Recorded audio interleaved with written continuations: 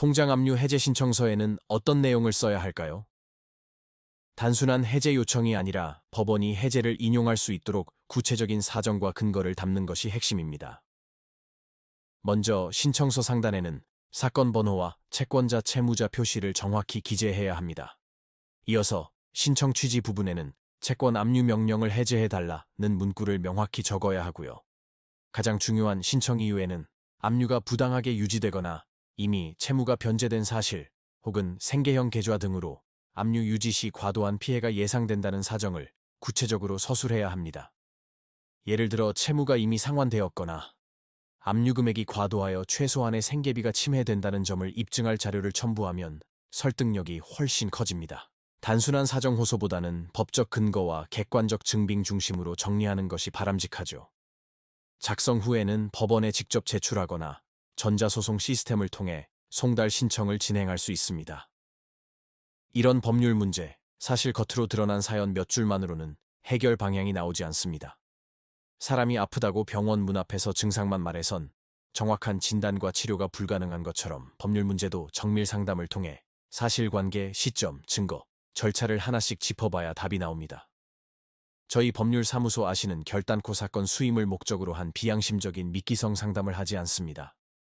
상담의 출발점은 언제나 의뢰인의 입장을 충분히 듣는 것이며 무조건 선임으로 끌고 가는 것보다 의뢰인이 자신의 상황을 정확하게 인지하도록 돕습니다. 가능한 선택지와 방향성을 명확하게 이해하도록 돕는 것을 1차적인 목적으로 둡니다. 이 과정에서 사건을 맞지 않는 판단 역시 의뢰인을 위한 결정의 일부라고 생각합니다. 상담은 설득이 아니라 판단을 돕는 설명 과정이라는 태도를 일관되게 유지하고 있습니다. 형사사건의 경우 경찰 조사 대응 단계부터 재판까지 범죄 유형별 쟁점 차이를 깊이 있게 다룹니다. 성공 보수를 전제로 하지 않고 사건 자체에 집중하는 선임 구조를 가지고 있습니다.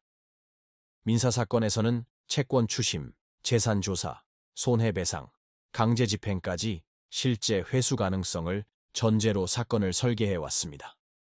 소송 결과보다 집행 단계까지 고려하는 접근 방식이 저희의 핵심입니다. 부동산 분쟁이나 전세 사기 사건의 경우 공인중개사 자격을 바탕으로 계약 구조와 권리관계를 함께 검토하는 실무적인 접근을 하고 있습니다. 가사 사건에서는 이혼, 재산 분할, 양육권, 성년 후견 등 장기적인 이해관계가 이어지는 사안을 중심으로 감정적인 대응이 아닌 향후 분쟁 가능성까지 고려한 설계 중심의 판단 구조를 강조합니다. 출입국 비자, 행정 절차, 경찰 조사가 얽힌 사건의 경우 형사, 민사, 행정을 분리하지 않고 하나의 사건 흐름으로 종합 검토해왔습니다. 상담부터 조사, 소송, 집행까지 변호사가 직접 수행하는 책임 구조를 가지고 있습니다.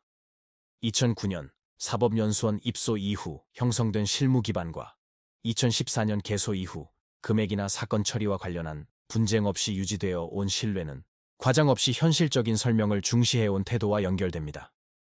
모든 사건을 내일 바로 진행한다는 기준으로 준비해온 실무 디테일이 저희의 강점입니다. 이러한 사건 진행 방식과 판단 구조의 중요성을 이해하는 것이 중요합니다. 형사, 민사, 가사, 부동산, 행정 전반을 이러한 기준으로 다루는 곳이 바로 법률사무소 아신입니다. 변호사 상담이 필요한 경우에는 본 영상의 설명글을 참고해 주세요. 구독과 좋아요는 보다 꼼꼼한 법률 상담에 도움이 됩니다.